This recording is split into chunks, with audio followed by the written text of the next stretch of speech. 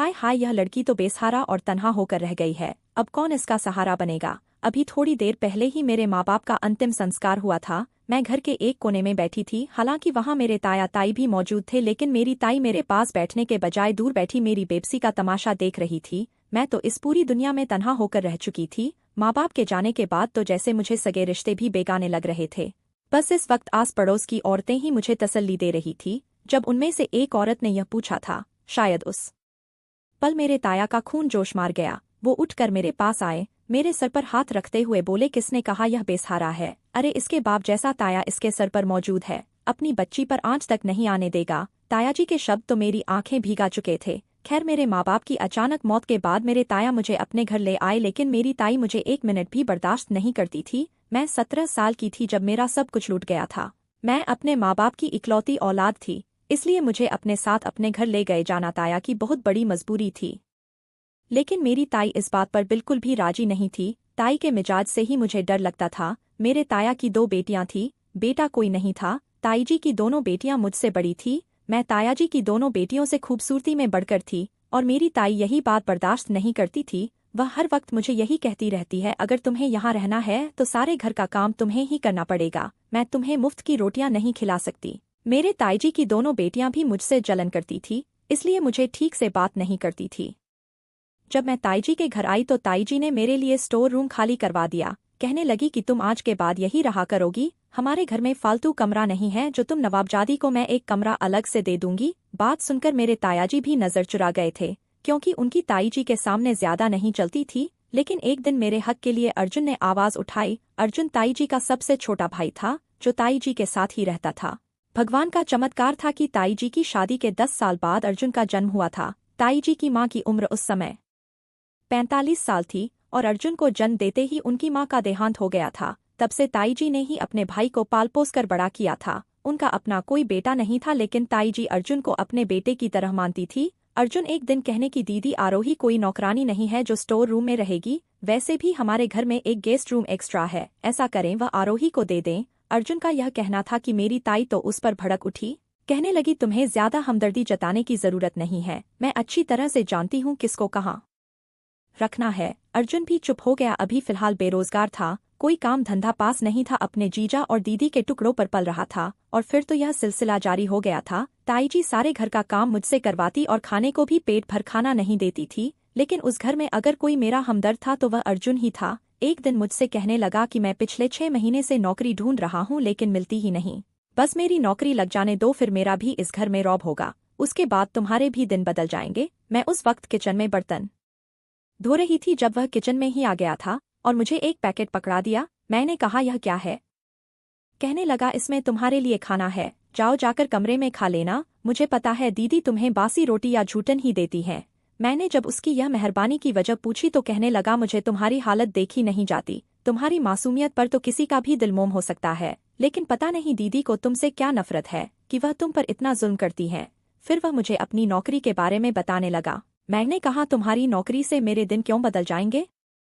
कहने लगा, फिर मैं दीदी को तुम्हारे साथ कोई भी जुल्म नहीं करने दूंगा। अभी तो मैं दीदी को कुछ नहीं कह सकता, क्योंकि मैं खुद ही उन पर अभी बोझ हूँ। हालांकि दीदी ने कभी मुझे बोझ नहीं समझा है, लेकिन मुझे खुद भी एहसास है कि मैं बेरोजगार हूँ। मैंने एक नज़र अर्जुन की आंखों में देखा, वह मेरे ही चेहरे पर अपनी नजरें जमाए हुए था। उसकी नजरों में कुछ ऐसा था कि मैं फौरन नजरें चुरा गई। एक पल को मेरा चेहरा लाल हुआ था।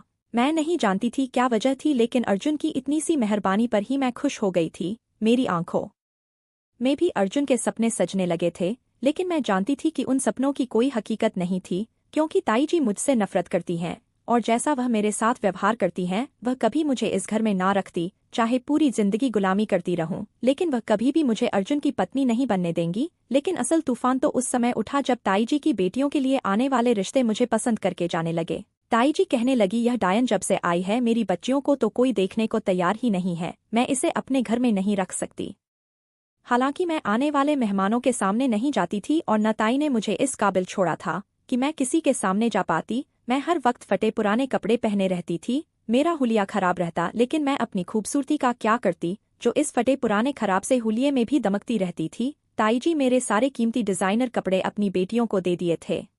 मैं सारा दिन किचन में आम से कपड़े पहने मेहमानों की खातिरदारी का सामान तैयार करती रही। मुझे तो मेहमानों के सामने आने की इजाजत नहीं थी। बालों का जुड़ा बना हुआ था और लटें गर्दन पर झूल रही थी। जब मैं ड्राइंग हॉल में प्लेटें लगा रही थी तभी मेहमान अचानक ही आ धमके थे। मैं उनके आने पर एकदम से बौखला गई थी। ताई जी ने मुझे इशारा किया था कि मैं अंदर चली जाऊं, लेकिन उन औरतों में से एक औरत की नज़र मुझ पर पड़ी थी।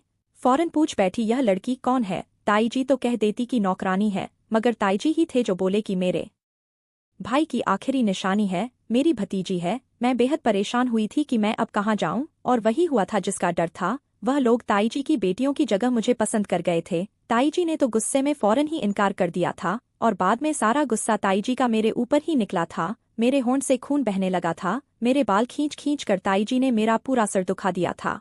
मैं अपने स्टोर रूम में बैठी सिसक सिसक कर रही थी और अपने माँ बाप को याद कर रही थी। मुझे वह दिन याद आ गया जब कंघी कराते हुए भी मैं चीखने लगती थी कि माँ धीरे करो, मुझे बालों में दर्द होता है। तो मेरी माँ बड़े ही प्यार से कंघी करती थी, कहती आरोही तेरे बाल बड़े ही नाजुक है, जरा सी कंघी से तेरे बालों में दर्द होने लगता है। और आज ताई जी ने कितनी बेदर्दी से मेरे बालों को खींचा था और मेरे गालों पर थप्पड़ लगाए थे। ताया जी ने मुश्किल से ताई जी को समझाया था। ताया जी ने कहा कि मैं सोच रहा हूँ आरोही की शादी भी जल्द ही कर दो। यह सुनकर ताई जी ने तेज नजरों से ताई जी को घूरा था, लेकिन ताया जी की अगली बात ने तो मेरे सर पर भी धमाका किया था। ताया जी कहने लगे, मैं सोच रहा हूँ कि आरोही की शादी अर्जुन के साथ कर दूं, ताकि आरोही के बारे में कोई पूछे तो हम यह कह सकते हैं यह हमारे घर की बहू है। यह सुनना था कि मेरी ताई तो हत्थे से उखड़ गई। कहने लगी, मैं इस लड़की को किसी कीमत पर अपनी भाभी नहीं बनाऊंगी। उसके बाद मेरी ताई ने अपनी बेटियों को छोड़कर मेरे लिए रिश्ते देखने शुरू कर दिए। एक बार मुझसे कहने लगी, मैंने तुम्हारा रिश्ता एक जगह पक्का कर दिया है।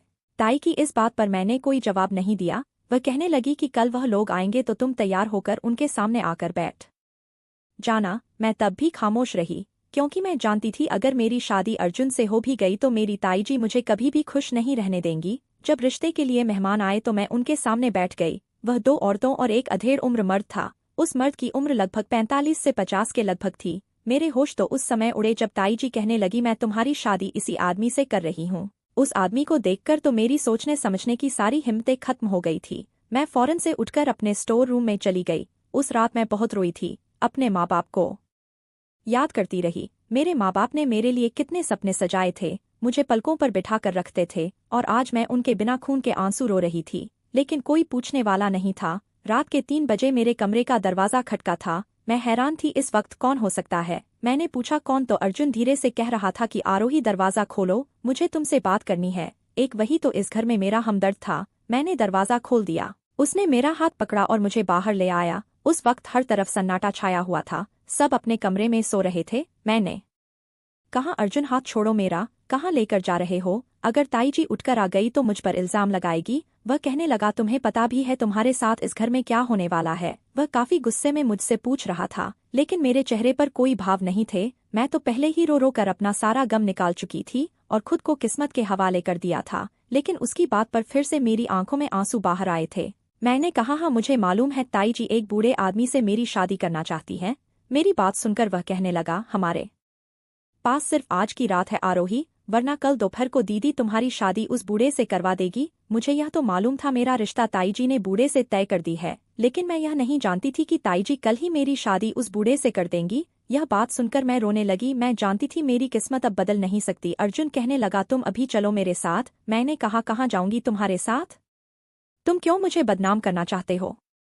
वह करने लगा कि मैं तुमसे मोहब्बत करता हूँ। यह सुनकर तो मैं हैरान रह गई थी। हालांकि मैं भी अर्जुन के सपने सजाने लगी थी, लेकिन इससे पहले अर्जुन ने कभी मुझे इजहार मोहब्बत नहीं किया था और मैंने कभी उसे पाने की ख्वाहिश भी नहीं की थी, क्योंकि मुझे पता था मेरी किस्मत इतनी अच्छी नहीं कि अर्जुन जैसा लड़का मेरी किस्मत में होता और उसका प्यार मेरी जिंदगी को रंगीन बनाता। वह कहने लगा, आरोही तुम मेरे साथ चलो, सुबह होते ही हम दोनों कोर्ट में जाकर शादी कर लेंगे। अर्जुन की बात सुनकर मैं परेशान हुई थी। मैंने कहा, अर्जुन यह मुमकिन नहीं है, मैं यह नहीं कर सकती। ताई जी मुझे जान से मार डालेंगी। वह कहने लगा, क्यों मार डालेंगी? मैं हूं ना। देखो, अगर तुमने मेरी दीदी के डर से उस बूढ़े से शादी कर ली तो तुम्हारी सारी जिंदगी रोते हुए गुजर जाएगी। बस एक बार हमारी शादी हो जाए तो मेरी दीदी भी कुछ नहीं कर सकती और बहुत जल्द मुझे नौकरी भी मिल जाएगी, तो फिर सब कुछ ठीक हो जाएगा। लेकिन मैं अर्जुन की बात सुनकर बहुत डर गई थी। अर्जुन भले ही मेरे सामने यह बड़ी बड़ी बातें कर रहा था, लेकिन वह अपनी दीदी के सामने जबान भी नहीं खोलता था। मैं कैसे उस पर विश्वास कर सकती थी? कि वह पूरी जिंदगी मेरा साथ निभाएगा, मेरे साथ कदम से कदम मिलाकर खड़ा रहेगा। लेकिन मेरे पास दूसरा कोई रास्ता भी ना था, क्योंकि अर्जुन से मोहब्बत तो मुझे भी हो गई थी। मैं उस बूढ़े आदमी से कभी भी शादी नहीं करना चाहती थी, इसलिए अर्जुन के साथ दहलीज पार कर गई थी। अर्जुन मुझे अपने दोस्त के घर ले गया था, जहाँ उसके सिर्फ नौजवान लड़के दोस्त ही रहते थे। उस फ्लैट में आकर मुझे कुछ डर सा महसूस हो रहा था, लेकिन अर्जुन ने मुझे कमरे में भेज दिया, कहने लगा जैसे ही सुबह होगी हम कोर्ट मैरिज करके घर चले जाएंगे। वह रात मेरी आंखों में ही कटी थी। जैसे ही सुबह हुई मेरे कमरे पर दस्तक हुई, दरवाजा खोला तो मेरे कमरे के बाहर अर्जुन ही खड़ा था। उसके साथ मैं कोर्ट चली गई और फिर उसके दोस्तों की मौजूदगी में मेरी शादी अर्जुन से हो चुकी थी। मैं नहीं जानती थी कि घर पहुंचते ही जो हंगामा शुरू होगा उसे शायद मैं देख ना पाऊं। मेरी ताई जी तो मुझे जान से मार डालती, लेकिन अर्जुन मेरी ढाल बना हुआ था। मुझे तसल्ली देने लगा, कहने लगा आरोही चिंता मत करो, मैं हूं ना, तुम्हें कोई भी कुछ नहीं कहेगा। जैसे ही अर्जुन के साथ मैं घर पहुंची, दरवाजा मेरे तायाजी ने खोला था। मुझे देखकर कहने लगे मुझे नहीं पता था मेरे भाई का खून इतना गंदा भी हो सकता है। रात भर कहाँ गायब रही थी तुम? मैं रोने लगी। फिर तायाजी अर्जुन से कहने लगे तुम्हें यह कहाँ से मिली है? शायद तायाजी को यह लग रहा था मैं घर से अकेली भागी थी और अर्जुन मुझे ढूंढ कर लाया है। मैंने डर के मारे अर्जुन का हाथ पकड़ा हुआ था, वह मुझे घर के अंदर लेकर आया। मेरे हाथ को हल्के से दबाकर मुझे तसल्ली भी देने लगा। अगले ही पल अर्जुन ने कहा कि आरोही कहीं नहीं गई थी, बल्कि यह पूरी रात मेरे साथ थी। यह सुनना था मेरी ताई और ताया दोनों ही आंखें पूरी खोले उसे देखने लगे। वह कहने लगा आप लोग आरोही के साथ जुल्म कर रहे थे, उसकी शादी एक बुढ़े आदमी से कर रहे थे, इसीलिए मुझे यह कदम उठाना पड़ा। मैंने आरोही से कोर्ट मैरिज कर ली है। मेरे तायाजी तो अर्जुन के फैसले से खुश हुए थे, लेकिन मेरी ताई वही सीने पर हाथ मारकर सोफे पर गिर गई थी। कहने लगी इस लड़की ने मेरे मासूम भाई को अपने प्यार के जाल में फंसा लिया, मैं इसे जिंदा नहीं छोड़ूंगी। यह कहकर ताईजी मेरी तरफ लपकी थी और मेरी गर्दन अपने हाथों में दबोच ली थी, लेकिन अर्जुन ने ताईजी को धक्का देकर मेरी गर्दन छुड़ाई थी। कहने लगा दीदी होश से काम ले, आरोही अब मेरी पत्नी है, आप उस पर इस तरह जुल्म नहीं कर सकती। ताईजी तो गुस्से से पागल हो रही थी। कहने लगी मैं इस लड़की को अपने घर में एक मिनट भी बर्दाश्त नहीं करूंगी, मैं इसको जिना दूभर कर दूंगी। लेकिन अर्जुन ने सबसे कह दिया था कि अब आरोही मेरी पत्नी की हैसियत इस घर में आई है, अगर किसी ने भी उसे परेशान करने की कोशिश की तो याद रखना मैं अपनी पत्नी का साथ दूंगा और इस घर को छोड़कर चला जाऊंगा। आप लोग मेरी शक्ल को तरस जाएंगे। अर्जुन की इस बात पर सबके मुंह बंद हो चुके थे। भले ही अर्जुन ताईजी का भाई था, लेकिन ताईजी और तायाजी ने उसे हमेशा सगे बेटों की तरह पाला था, क्योंकि ताईजी और ताईजी का कोई अपना सागा बेटा नहीं था। अर्जुन मुझे अपने कमरे में बिठाकर चला गया। मैं वहां पर बैठी रो रही थी, आंसू बहा रही थी। जब वह कमरे में आया तो कहने लगा अब तुम्हें किस बात का डर है? मैंने कहा ताईजी कभी भी मुझे इस घर में स्वीकार नहीं करेंगी। कहने लगा तुम सब कुछ भूल जाओ। उसने मेरा हाथ अपने हाथ में थाम लिया था। काफी देर मुझे प्यार मोहब्बत की बातें करता रहा, अपनी मोहब्बत का विश्वास दिलाता रहा, लेकिन जब मेरे करीब होने लगा तो उससे पहले उसने मुझे एक गोली खाने को दी। कहने लगा यह दवा खा लो। मैंने कहा यह किस चीज की दवा है? तो वह कहने लगा देखो जिन हालातों में हमारी शादी हुई है, मैं चाहता हूँ कि तुम जल्दी ही उम्मीद से हो जाओ। जब तुम मेरे बच्चे की माँ बन जाओगी तो दीदी भी जल्दी ही तुम्हें स्वीकार कर लेंगे। अर्जुन की यह बात मुझे भी कुछ ठीक लगी थी, इसलिए मैंने उसके हाथ से मेडिसिन लेकर खा ली। उसके बाद अर्जुन ने मुझे अपने बाहों के घेरे में भर लिया था। धीरे धीरे मुझ पर भी खुमारी सी चढ़ना लगी थी और इसी खुमारी और नशे में मैं अर्जुन के प्यार को महसूस कर रही थी। उस रात उसने मेरे ऊपर अपनी सारी चाहतें लुटा दी थी, लेकिन इन चाहतों के पीछे छिपे हुए मकसद से मैं अनजान थी। काश मैं उसके मक्कार चेहरे को पहचान लेती तो आज मैं खून के आंसू ना बहाती। सुबह जब मेरी आंख खुली तो मैं अभी तक अर्जुन के बाहों में ही सो रही थी। वह मुझसे पहले ही जगा हुआ था। आंखें खुली तो सामने उसका चेहरा था। उसे यूं खुद के करीब मुस्कुराता देखकर तो मैं शर्मा सी गई थी। बीती रात याद आते ही मेरे गालों पर हया की लाली छाने लगी। मैंने फौरन खुद को उसके बाजू से छुड़ाया और वहां से उठ गई। फ्रेश होकर मैंने वही आम से कपड़े पहने तो अर्जुन ने मुझसे वह सूट छीन लिया। कहने लगा तुम यह कपड़े क्यों पहन रही हो? आज इस घर की बहू के तौर पर तुम्हारा पहला दिन है। उसने मेरे लिए खूबसूरत सा ड्रेस निकाल कहा यह पहनकर तैयार हो जाओ, फिर हम नाश्ता करने के लिए बाहर चलते हैं। मैं उसकी मोहब्बत और ख्याल देखकर तो जैसे निहाल सी हो रही थी। मैंने वही सूट पहना और हल्का हल्का मेकअप भी कर लिया, मगर जैसे ही कमरे से बाहर जाने लगी ताईजी के ख्याल में कांप चुकी थी। ना जाने मुझे बाहर देखकर ताईजी का क्या व्यवहार होगा। जो कुछ मैंने सोचा था शायद उससे भी बड़ा होने वाला था। मैं तैयार होकर डरते डरते कमरे से बाहर निकली। डाइनिंग टेबल पर नाश्ता लग चुका था। जैसे ही मैं बाहर आई तो ताईजी ने एक नज़र मुझ पर डाली। वैसे तो सुबह का नाश्ता मैं बनाया करती थी, मगर आज ताईजी ने खुद बनाया था। उनकी तो हालात ही खराब हो रही थी। मुझे कमरे से बाहर निकलता देखकर वो गुस्से से कहने लगी, आओ आओ महारानी साहिबा, इस घर में मालकिन के तौर पर आज तुम्हारा पहला दिन है, तभी तो कमरे से बाहर तुमने कदम नहीं निकाला। मैं तो अब इस घर की नौकरानी हूं ना, तुम लोगों को अब खाना पेश करूंगी, तुम लोगों के नखरे भी उठाऊंगी। ताई जी के यह शब्द सुनकर मैं फौरन अर्जुन के पीछे छुपी थी, जबकि अर्जुन ने फौरन मेरा हाथ थाम कर खींचा और कहने लगा, डरने की जरूरत नहीं है, मैं हूं ना। मैं अर्जुन के साथ ही लगी डरती हुई डाइनिंग टेबल तक पहुंची थी, फिर अर्जुन के साथ ही कुर्सी पर बैठ गई। ताई जी की दोनों बेटियां भी मुझे गुस्से से घूर रही थी। वह सब लोग ही शादी से खुश नहीं थे, वह तो पहले ही मुझसे नफरत करते थे। जैसे तैसे मैंने बड़ी मुश्किल से नाश्ता किया और फिर जब घर में काम करने लगी तो ताई जी ने मेरा हाथ झटक दिया, कहने लगी, लड़की तू मेरे हाथों मारी जाएगी, बेहतर है अपनी शक्ल मेरे सामने से गुम कर ले, वरना तेरे लिए अच्छा नहीं होगा। वह बहुत ही गुस्से में थी। मैं खामोशी से अपने कमरे में चली गई। अर्जुन घर से बाहर जा चुका था। कहने लगा, मैं नौकरी ढूंढने जा रहा हूं। मैं सारा दिन कमरे में बंद रही, किसी ने आकर मुझे खाने तक का नहीं पूछा था, और कमरे से बाहर जाकर मैं ताई जी के गुस्से का शिकार नहीं होना चाहती थी। पूरा दिन में भूखी प्यासी पड़ी रही। शाम को जब अर्जुन घर आया तो आते ही उसने मुझे अपनी बाहों में ले लिया, मेरे माथे पर अपने होंठ रख दिए, कहने लगा, आज का दिन कैसा गुजरा? किसी ने तुम्हें कुछ कहा तो नहीं? मगर मेरी आंखों से तो आंसू बहने लगे। भूख से मेरा बुरा हाल था। मैं उसे बताने लगी तो वह भी खामोश हो गया। कहने लगा, बस कुछ समय लगेगा, फिर दीदी बिल्कुल ठीक हो जाएगी, चलो मैं तुम्हें बाहर से खाना खिला कर लाता हूँ। अर्जुन ने उसी वक्त मुझे अपने साथ लिया और एक रेस्टोरेंट में डिनर करवाने के लिए ले गया। उसकी मोहब्बत देखकर जैसे मैं उसकी दीवानी सी होती चली जा रही थी। अर्जुन एक अकेला ऐसा था जिसकी मोहब्बत मुझे सहारा दिए हुए थी। हर रात सोने से पहले वह मुझे गोली जरूर खिलाया करता था। मेरी भी यही दुआ थी कि बस जल्द से जल्द मैं उम्मीद से हो जाऊं, ताकि ताई जी का व्यवहार मेरे साथ कुछ ठीक हो जाए। मगर उनके व्यवहार में जरा भी अंतर नहीं आया था। अगले दिन से सारे काम वह मुझे करवाने लगी थी, अब तो गाली गलौज भी करने लगी थी। कुछ दिन बाद पड़ोस की कुछ औरतें ताई जी के पास आई तो उनके सामने मुझे कहने लगी, यह लड़की देख रही हो ना तुम, जिस पर तरस खाकर तुम लोग किसी जमाने में इसे हमदर्दियां जताया करती थी। अरे इस लड़की ने मेरे भाई को मुझसे छीन लिया है, कैसे शक्ल से मासूम लगती है, मगर मेरे भाई को घर से भगा कर ले गई, उससे शादी करके घर आई है। मेरे मासूम भाई को इस लड़की ने अपने कब्जे में कर रखा है। उन औरतों ने जब यह सुन तो वह भी मुंह पर हाथ रखकर मुझे बुरा भला कहने लगी। अब पूरे मोहल्ले में यह बात फैल चुकी थी कि मैंने अपने ताई के भाई पर डोरे डालकर उससे शादी की है। मैं अब किसी से मिलती जुलती नहीं थी, सिवाय एक अर्जुन के ही। मैं उसी से बात करती, उसी से अपने दिल का हाल कहती थी। वह मेरी पूरी दुनिया था और उसकी मोहब्बत के होते हुए मैं हर किसी से लड़ने को तैयार थी। मेरे लिए यही बात बहुत थी कि वह अपने घर वालों के खिलाफ जाकर मेरे साथ इतनी मोहब्बत जताता रहा है, मेरी खातिर, मेरे हक की खातिर लड़ रहा है।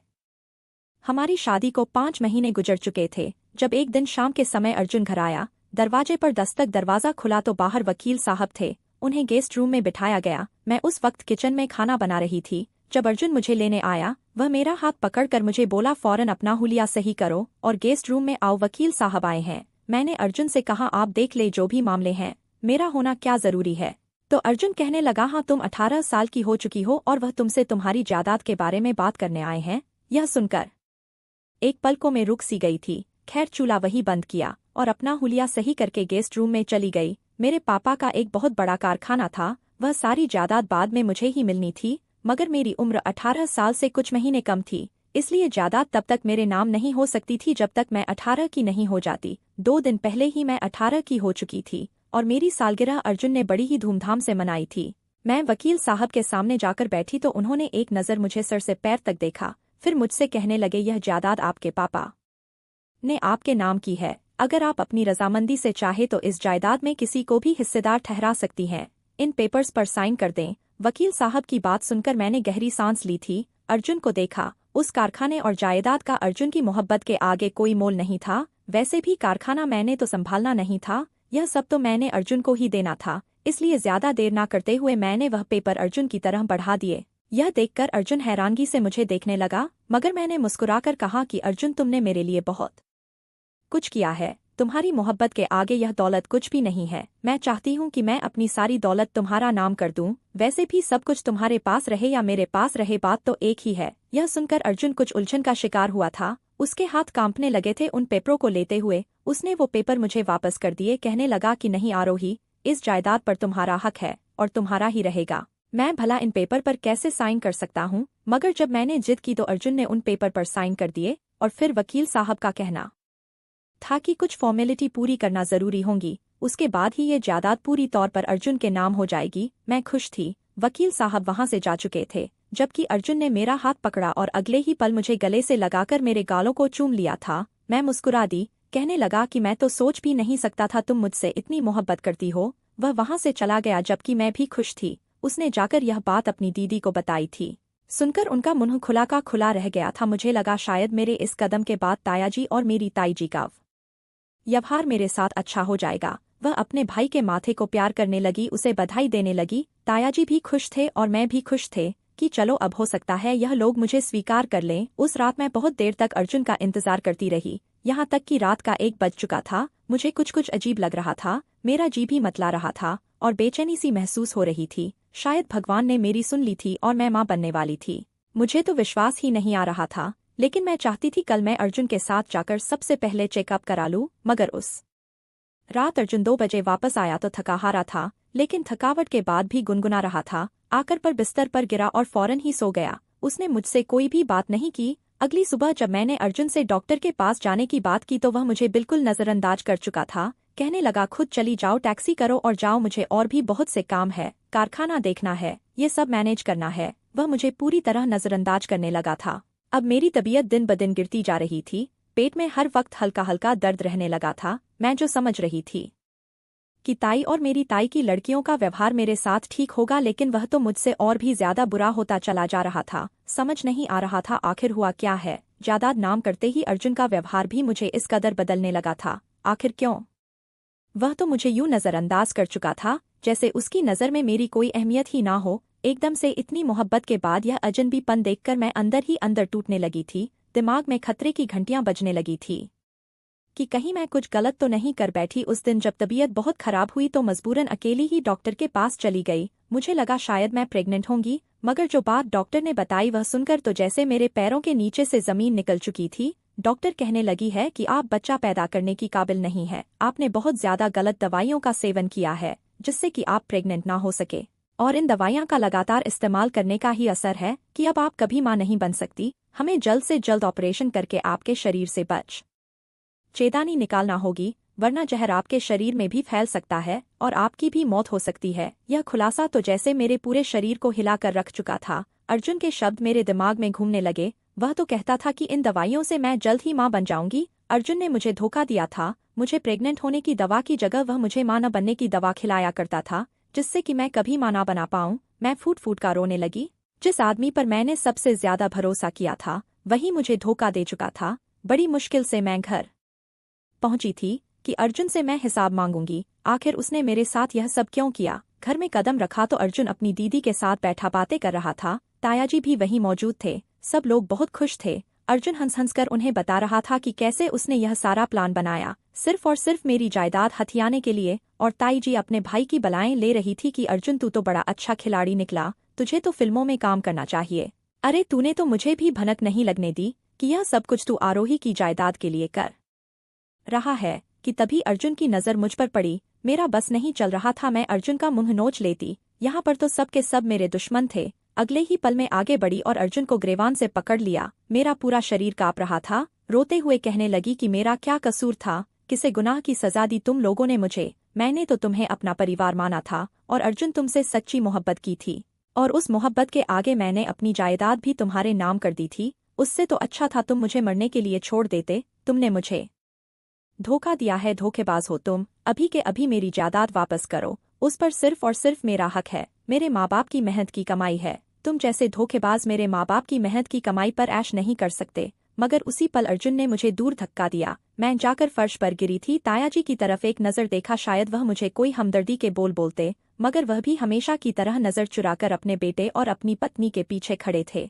मैंने रोते हुए अर्जुन को यह भी कह दिया कि तुम्हारी वजह से मैं अब कभी माँ नहीं बन पाऊंगी। मुझे ऑपरेशन भी करवाना है, मुझे पैसे चाहिए वरना मैं भी मर जाऊंगी। मगर अर्जुन नफरत से कहने लगा, मेरी बला से मरो तो मर जाओ, मैं तुम पर एक पैसा भी खर्च नहीं करने वाला। एक पल में उसने मुझे आसमान से उतार कर जमीन पर पटक दिया था। मुझे लगा था मेरी सांसें रुक जाएगी। अर्जुन का मतलबी प्यार मेरी जिंदगी बर्बाद कर चुका था। ताई जी आगे बढ़ी, कहने लगी, मैं अब और इस लड़की को अपने घर में नहीं रहने दे सकती। अरे अब तो यह वैसे भी कंगाल हो चुकी है। हमारी बला से मरे या जिए, हमें अब इससे कोई मतलब नहीं होना चाहिए। मैं रोने लगी।